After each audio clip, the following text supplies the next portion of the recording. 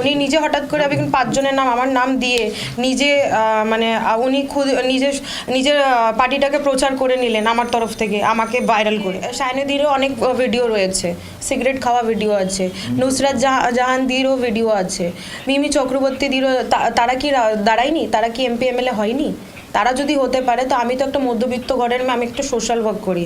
সামনে আসছে যেটা মানে আমি একটা মধ্যবিত্ত ঘরের মেয়ে, মানে আমি একটা নিজে খেটে খাই, নিজে সোশ্যাল ওয়ার্ক করি, সব কিছু করি।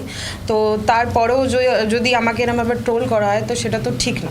হুমায়ুন কবির আজকে বলেছেন যে আমি ওকে একটা সেলিব্রিটি জানতাম, কিন্তু ওকে ক্যান্ডিডেট করার পর তৃণমূল কংগ্রেসের আইটি সেল থেকে কিছু পোস্ট হয়, এবং তারপর আমি যেটা ফিল করি যে এই অ্যাসেম্বলির মতো পবিত্র জায়গায় পাঠানোটা ঠিক হবে না, তার জন্য আমি ক্যান্ডিডেট চেঞ্জ করেছি। আগামী 7 দিনের মধ্যে আমি ওখানে ক্যান্ডিডেট।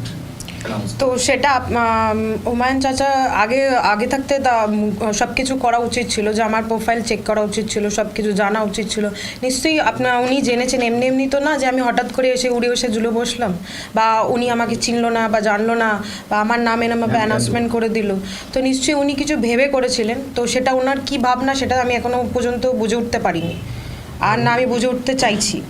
আমার নাম মানে বলেছে, মানে আমার নাম যখন বলেছে তখন আমি হতাশ, আর যখন আমার আপ করছে তখন আমি হতাশ। না, আমি নর্মাল আমি নতুন একটা দল তৈরি হচ্ছে, তো সেই হিসাবে আমি একটা মানে আমি নিজে সোশ্যাল ওয়ার্ক করি, তো আমি চাই যাতে মানুষের জন্য কাজ করার জন্য, সেই জন্যই আমি নতুন পার্টি তৈরি হয়েছে, তো সার্কুলার পার্টি বলেছে। তো সেই কারণের জন্য আমি ওনাকে মানে বলেছিলাম যে যদি নতুন কোনো পার্টি, উনি আমাকে বলেছিলেন যে নতুন কোনো পার্টি হলে জয়েন করতে রাজি আছো? তো আমি বলেছিলাম হ্যাঁ রাজি আছি। আমি যেমনি মানুষের জন্য কাজ করি, তো আমি চাই যাতে জনতার জন্য কাজ করার জন্য। তো সেই হিসেবেই আমাকে বলেছিল যে আমি তোমাকে একটা কোনো জায়গা দেবো যখন আমার পার্টি তৈরি হবে। তো উনি আমাকে স্টেট কমিউনিটিতে রাখার জন্য আমাকে বলেছিল। তো হঠাৎ করে উনি নাম অ্যানাউন্সমেন্ট করে। আমার নাম অ্যানাউন্সমেন্ট করার পর যখন আমি এত ভাইরাল হচ্ছি, এত সব কিছু হচ্ছে, তো ওনার থেকে তো মনে হচ্ছে মানে আমি বেশি ভাইরাল হয়ে গেলাম। তো সেটা তো পার্টির সাথে আমার কি সম্পর্ক আছে, আমি এটা বুঝে পারলাম না। আমাকে যে সবাই লিখছে আমি ব্রা প্যান্টি পরে ফটো দিচ্ছি, ভিডিও দিচ্ছি, তো আপনি আমাকে একটা জিনিস উঠিয়ে দেখান যে আমার কোথায় ব্রা প্যান্টি ফটো আছে। এরকম তো অনেক মানুষের আছে, তা বলে কি মানুষ বাঁচতে পারে না? আমার একটা সোশ্যাল ইনফ্লুয়েন্সার, আমি যদি আমার ব্যক্তিগত জিনিস আমার প্রোফাইলে ছাড়ি, সেটা আমার ব্যক্তিগত ব্যাপার, নাকি কারোর কোনো পলিটিক্সের ব্যক্তিগত ব্যাপার হওয়া উচিত। হুমায়ুন আরেকটা কথা বারবার বলছেন যে আপনার পাশে আছেন সামিয়া চৌধুরী।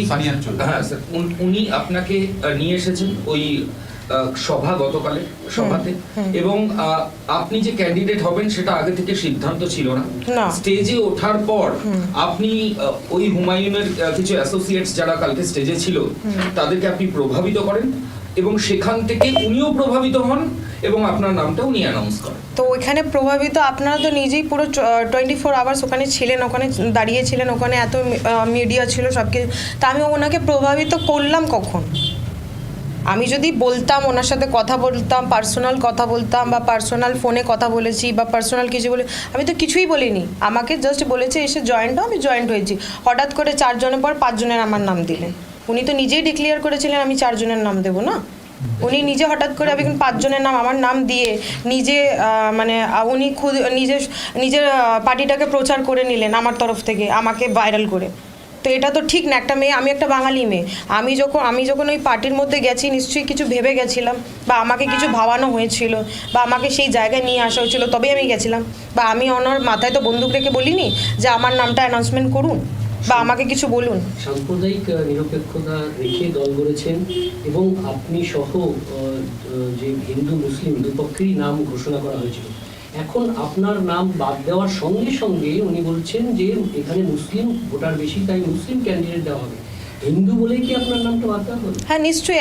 দেখুন, আপনি সেকুলার পার্টি যখন বলা হচ্ছে, তো সেকুলার পার্টিটা হলো কোথায়? আমি একটা হিন্দু মেয়ে, আমাকে দাঁড় করালো 24 ঘন্টার মধ্যে, আবার তাকে আপও করে ডাউনও করে দিল। তো সেটা কিভাবে সেকুলার পার্টি হতে পারে? নাম ঘোষণা করে আপনার সঙ্গে হুমায়ুন কবিরের কথা হয়েছে বলো?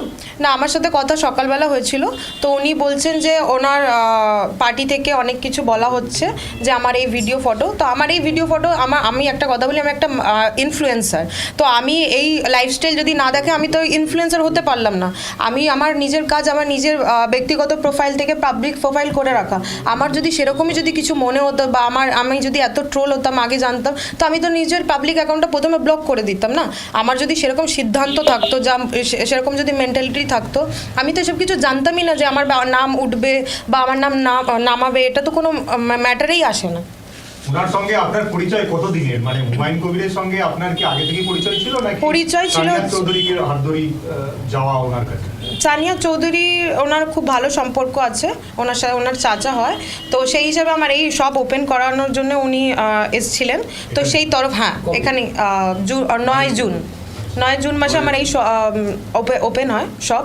তারপর থেকেই ওনার সাথে ভালো মানে কথাবার্তা চলে চাচার ভাগ্নি হিসাবে, তো সেই হিসাব থেকেই আমি কথাবার্তা বলে যখন উনি তৈরি করছিলেন পার্টি, তো উনি বলেছিলেন যে ইনি তৃণমূলে থাকে, তো আমি মানে আমি কোনো পার্টি করি না, তো নতুন একটা পার্টি তৈরি হচ্ছে, সেই জন্যে সেখানে আমাকে একটা স্টেটে রাখার জন্যে সেই মানে জায়গা দেওয়া হয়েছিল, তো সেই হিসাবেই আমি গেছিলাম, নাকি আমি কোনো বিধানসভায় লড়ার জন্য। বলছেন যে তৃণমূল কংগ্রেসের আইটি সেল তারাই প্রথমে আপনার ছবি এবং ভিডিও সেগুলোকে দিয়ে ভাইরাল করে, যাতে যেটা ওনার কাছে একটা বড় ইম্প্যাক্ট হয়েছে, যেটা দেখে উনি ভাইরালটা কি দেখা বিরোধীদের কাজ। এটা তো ভাইরাল দেখুন, আমি এখন বলতে গেলে তো অনেক কিছু বলা যাবে। এখন সায়নদীরও অনেক ভিডিও রয়েছে, সিগারেট খাওয়া ভিডিও আছে, নুসরাত জাহানদিরও ভিডিও আছে, মিমি চক্রবর্তীদিরও, তারা কি দাঁড়ায়নি? তারা কি এমপি এমএলএ হয়নি? তারা যদি হতে পারে, তো আমি তো একটা মধ্যবিত্ত ঘরের মেয়ে, আমি একটু সোশ্যাল ওয়ার্ক করি, আমি হচ্ছে মানুষের দেশের মানে যেটা ভুল হয় সেটাকে আমি ঠিকের জায়গায় রাস্তায় নিয়ে যাই, সেটা কোনো বি পার্টি হোক, যেটা ভুল তো ভুল আর যেটা ঠিক তো ঠিক, তা সেটার জন্য যদি আমি দাঁড়াতে পারি, তো আমার উচিত যে আমি জনতার জন্য করি, সেই জন্য আমাকে পার্টি বলেছিল বলেই আমি তার জন্য গেছিলাম।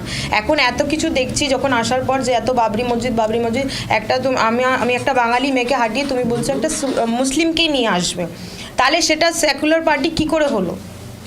তাহলে তো আমাকে আমার যে মান সম্মান যাচ্ছে, আমি যে এত ট্রোল হচ্ছি, আমি যেই পার্টির জন্য দাঁড়িয়ে আমার নাম খারাপ হচ্ছে, আমার মা বাবার নাম খারাপ হচ্ছে, আমার পাশে প্রতিবেশীরা আমাকে উল্টো বলছে, তো সেগুলো তো মেনে নিতে পারছি না। আপনি নিশা চ্যাটার্জি, হিন্দু বলেই বাদ হয়েছে। হ্যাঁ নিশ্চয়ই হিন্দু বলেই বাদ হয়েছি, নাহলে বাবরি মসজিদকে আমি একটা বাঙালি মেয়ে হয়ে যখন আমরা সবাই বলছি যে আমরা সাপোর্ট করব, আমরা যেমন মন্দিরও করব, মসজিদও করব, তারপরেও যদি আমাকে সেই জায়গা থেকে বাদ দিয়ে দেওয়া হয়, তাহলে সেটা আমার মনে হয় না এটা কোনো সার্কুলার পার্টি।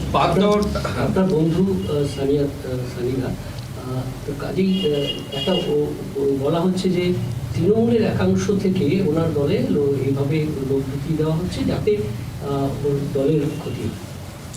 না, এরকম কোনো ব্যাপার না, আমি তো কোনো পলিটিক্স করি না। প্রথম কথা, আমি যদি কোনো পলিটিক্স করতাম, কোনো পার্টি থেকে ছেড়ে অন্য পার্টিতে আসতাম, তাহলে আপনারা এই কথাটা বলতে পারতেন।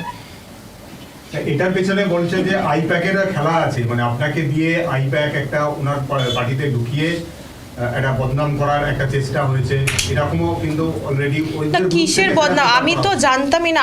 আচ্ছা, আমি যদি জানতাম, তাহলে 4 নম্বরের পর 5 নম্বর আমার নামটাই কেন উঠলো?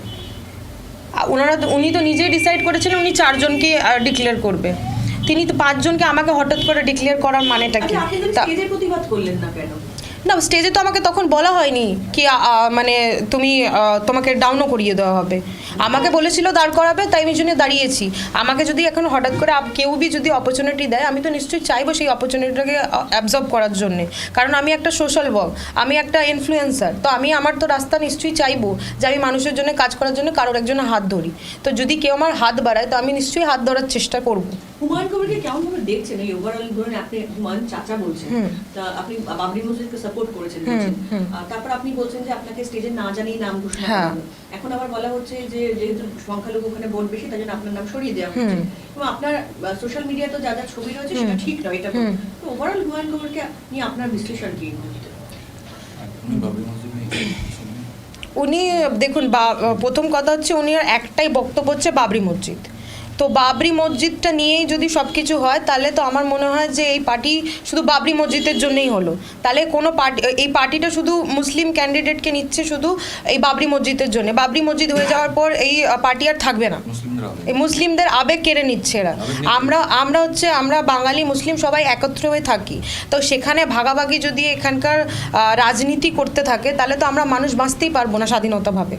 বলছে বিধানসভা একটা পবিত্র জায়গা, যে গতকাল আপনাকে ক্যান্ডিডেট ঘোষণা করলো সে আজকে বাইপাসের উপর দাঁড়িয়ে সংবাদ মাধ্যমকে বলছে এই পবিত্র জায়গা, কাজে এই ভিডিও ফুটেজগুলো দেখে আমার মনে হয়নি যে ওকে ওখানে পাঠানো উচিত, তাই 7 দিনের মধ্যে আমি কোনো মুসলিম ক্যান্ডিডেটকে বালিগঞ্জে বিধানসভা একটা পবিত্র জায়গা। তো আমি একটা কথা বলি, তাহলে হুমায়ুন চাচা যখন এই দলে প্রথম স্টেজে যখন দাঁড় করালো তখন তার ইজ্জত ছিল না?